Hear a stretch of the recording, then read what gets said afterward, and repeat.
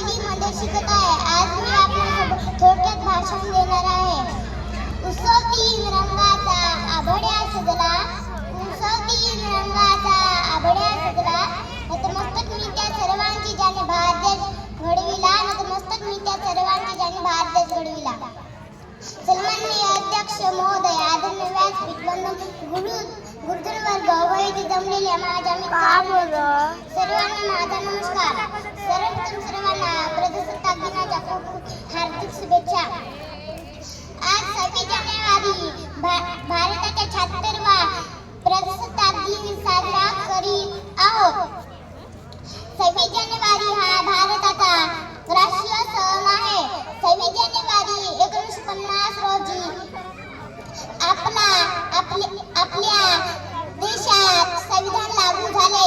या दिवशी भारत एक लोकशाही प्रधान देश बनला.